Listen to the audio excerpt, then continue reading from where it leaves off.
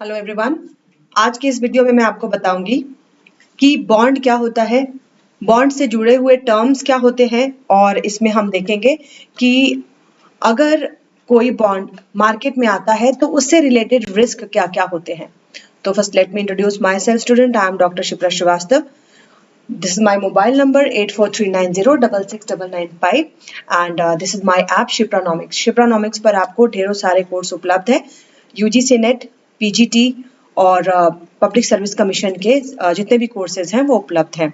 और स्टूडेंट मेरे द्वारा अभी यूजीसी नेट और इसके लिए ग्रेड 1 के लिए एमसीक्यू का टेस्ट सीरीज भी लाया गया है जिसको आप इस पर चेक कर सकते हैं। चलिए, तो सबसे पहले देखो, जब भी कोई बॉन्ड इशू होता है तो उससे रिलेटेड जो पहला टर्म होता है उसे हम कहते हैं इशू प्राइस। इशू प्राइस का मतलब है कि कोई बॉन्ड कितने में इशू किया गया। जनरली जो बॉन्ड होता है, बॉन्ड या ऋण पत्र क्यों इशू करते हैं? किसी कंपनी को जब पैसे की जरूरत होती है तो कंपनी क्या करती है, सबसे पहले अपने शेयर जारी करती है और अगर शेयर जारी करके उसको उतने पैसे मिल जाते हैं तो ठीक है, लेकिन ऐसा होता नहीं है। कंपनी को चलाने के लिए बहुत पैसे की जरूरत होती है तो कंपनी क्या करती है, उसके बाद बॉन्ड जारी करती है। बॉन्ड मतलब ऋण पत्र।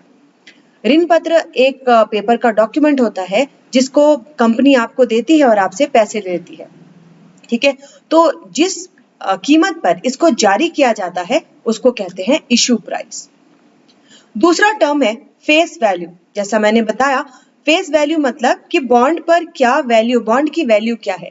मान लो कोई बॉन्ड है 10,000 का तो उसे हम कहेंगे बॉन्ड की फेस वैल्यू।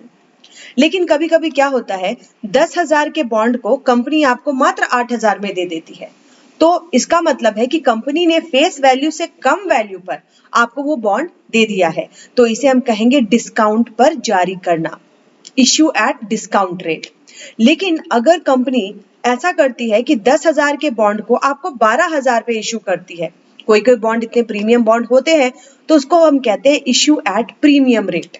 मतलब 10,000 के बॉन्ड को कंपनी ने आपको 12,000 में सेल किया है। बॉन्ड की क्वालिटी अच्छी है, बॉन्ड का वैल्यू इतना अच्छा है कि उसको प्रीमियम पे जारी किया। तो तीन चीजें इसमें मैंने आपको बताई। फेस वैल्यू से कम पर अगर बॉन्ड जारी हुआ है तो उसको हम कहेंगे issue at discount rate. Face value से ज्यादा पर अगर ये जारी हुआ है तो issue at premium rate. Coupon rate, coupon rate क्या होता है, जिस रेट पर कंपनी आपको इंटरेस्ट देती है। जनरली ये बॉन्ड पर ही लिखा होता है कि जो बॉन्ड जारी हो रहा है इस पर आपको कितना इंटरेस्ट मिलेगा, ठीक है।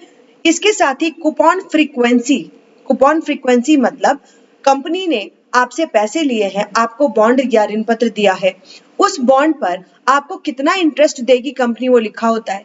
अब वो इंटरेस्ट आपको क्वार्टरली मिलेगा, सेमी क्वार्टरली मिलेगा या एनुअली मिलेगा। महीने में आपको इसकी इंटरेस्ट की पेमेंट होगी, या साल में एक बार इंटरेस्ट की पेमेंट होगी, या 6 महीने के बाद पेमेंट होगी, तो इसे कहते हैं कूपन की फ्रीक्वेंसी। मतलब आपने जो पैसे इन्वेस्ट किए हैं बॉन्ड में, उस पर आपको इंटरेस्ट कितनी कितनी बार मिलेगा। मैच्योरिटी डेट, ये भी बॉन्ड के ऊपर ही लिखा रहता है कि ये बॉन्ड मैच्योर कब कर रहा है ना। बॉन्ड मैच्योर मतलब 1 साल का बॉन्ड है, 2 साल का बॉन्ड है, 3 साल का बॉन्ड है, तो बॉन्ड की मैच्योरिटी डेट भी उसी बॉन्ड पर आपको लिखी हुई मिलती है। कॉल और पुट ऑप्शन डेट, देखिए कॉल ऑप्शन क्या होता है, किसी किसी बॉन्ड पर पहले से लिखा होता है कि ये बॉन्ड कभी भी कॉल किया जा सकता है। मतलब अगर कंपनी ने इस तरह का बॉन्ड आपको बेचा है जिस पर पहले से लिखा हुआ है कि इसका कॉल ऑप्शन है, तो मैच्योरिटी डेट के पहले भी वो कंपनी आपसे वो बॉन्ड वापस खरीद सकती है, रिडीम कर सकती है। मैच्योरिटी वैल्यू, जिस वैल्यू पर आपने बॉन्ड को मैच्योर होने पर जितने पैसे आपको उस पे मिल रहे हैं। अब देखो रिस्क इन्वॉल्व इन बॉन्ड, ये सबसे इंपॉर्टेंट है। ये टॉपिक मैंने इसीलिए रखा है क्योंकि अभी इन्फ्लेशन बहुत ज्यादा मार्केट में चल रहा है, तो मार्केट में जो बॉन्ड है उसको क्या क्या रिस्क झेलने पड़ सकते हैं, ठीक है। सबसे पहले क्रेडिट रिस्क। क्रेडिट मतलब क्या होता है, हमेशा उधार को हम क्रेडिट नहीं कहते। क्रेडिट का मतलब ये भी होता है कि आपकी विश्वसनीयता कितनी है, आप कितने क्रेडिट वर्दी हो। हमने किसी कंपनी का अगर बॉन्ड लिया है तो वो बॉन्ड कितनी वो जो कंपनी है वो कितनी विश्वसनीय है, उस पर हम कितना विश्वास करके उसका बॉन्ड खरीदे, है ना। सारे बॉन्ड बिल्कुल रिस्क फ्री नहीं होते, कहते हैं कि गवर्नमेंट के पास से अगर आप कोई बॉन्ड लेते हो तो वो क्या है, गिल्ट एज होता है, मतलब उस पर आप डिपेंड कर सकते हो कि वो डूबेगा नहीं। लेकिन कोई कंपनी बहुत बड़ी कंपनी है, कोई छोटी कंपनी है, कोई मीडियम साइज की कंपनी है, अब हम ये कैसे जाने कि कितना रिस्क इन्वॉल्व है। हम किसी कंपनी का अगर बॉन्ड खरीद रहे हैं तो हमें कितना रिस्क लगेगा, ये हमें पता चलता है क्रेडिट रेटिंग से। हर कंपनी को क्रेडिट रेटिंग मिली हुई होती है। क्रेडिट रेटिंग एजेंसीज सभी कंपनी की क्रेडिट रेटिंग करती है, मतलब कि वो कंपनी कितनी विश्वसनीय है। तो आप कोई भी बॉन्ड खरीदते हो अभी के टाइम में, तो आप उस कंपनी की क्रेडिट रेटिंग को देखते हुए बॉन्ड में पैसे इन्वेस्ट कीजिए। तो ये पहला है क्रेडिट रिस्क। दूसरा है इंटरेस्ट रेट रिस्क। देखो, इंटरेस्ट रेट और बॉन्ड का जो वैल्यू है उसमें हम कहते हैं कि भाई जस्ट ऑपोजिट रिलेशन है। अगर इंटरेस्ट रेट बढ़ता है तो बॉन्ड की वैल्यू घट जाती है, इंटरेस्ट रेट अगर घटता है तो बॉन्ड की वैल्यू बढ़ जाती है। तो मार्केट में खैर अभी तो इंडिया में बहुत ही अच्छे पोजीशन पर चल रहा है, क्योंकि हमारे यहाँ कॉन्ट्रैक्शनरी मॉनेटरी पॉलिसी बहुत समय से उसको मेंटेन किया जा रहा है। लेकिन अगर इंटरेस्ट रेट बहुत ज्यादा बढ़े तो बॉन्ड की वैल्यू में बहुत कमी आती है, और इंटरेस्ट रेट बहुत कम हो तो बॉन्ड की वैल्यू बहुत बढ़ती है। तो ये भी एक रिस्क झेलना पड़ता है बॉन्ड होल्डर्स को। और तीसरा है इन्फ्लेशन रिस्क, मुद्रास्फीति या इन्फ्लेशन, जिसके कारण क्या होता है, हमारे हाथ में जो कैश है, जो हमारा परचेजिंग पावर है, वो घटने लगता है। मान लो मेरे हाथ में 100 रुपए है, 100 रुपए आज के टाइम में उतना ही वैल्यू नहीं देगा जितना कि वो पहले देता था, या शायद आने वाले समय में देगा, क्योंकि मार्केट जो है वो इन्फ्लेशन बढ़ता और घटता रहता है।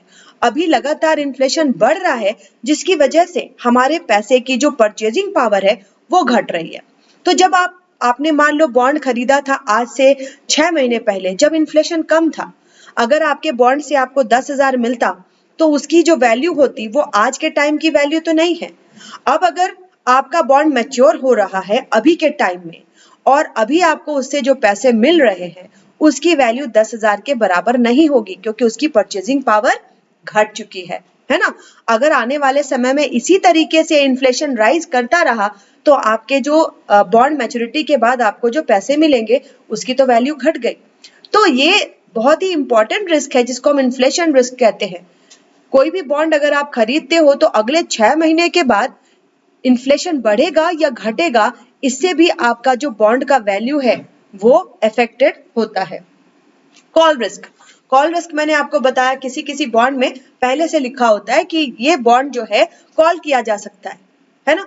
तो मैच्योरिटी के पहले भी वो बॉन्ड को अगर वो इन्वेस्टर चाहे, जिसने इश्यू किया है, जिसने जारी किया है, अगर वो चाहे तो उसको वापस कॉल कर सकता है। तो ये भी एक रिस्क इसमें शामिल होता है। तो बॉन्ड खरीदने के पहले आपको बहुत सारी चीजों का ध्यान रखना पड़ता है। सबसे पहला मैंने आपको बताया कि कंपनी की क्रेडिट वर्दिनेस क्या है, क्योंकि आजकल सभी आप लोग बॉन्ड में इन्वेस्ट कर रहे हो, बहुत लोग कर रहे हैं, तो हमें 2-3 रिस्क को ध्यान में रखते हुए करना है। और पहला आपको क्या देखना है कि उस कंपनी का क्रेडिट वर्दिनेस क्या है, क्रेडिट रेटिंग क्या है। आप अभी बॉन्ड खरीद रहे हो तो इन्फ्लेशन अगर बढ़ रहा है और इसी तरह से बढ़ता रहा तो बॉन्ड की मैच्योरिटी वैल्यू जो आपको मिलेगी उस पैसे की परचेजिंग पावर घट जाएगी। इंटरेस्ट रेट बढ़ना और घटना बॉन्ड के वैल्यू को बढ़ाता और घटाता है, बिल्कुल ऑपोजिट डायरेक्शन में दोनों चलते हैं।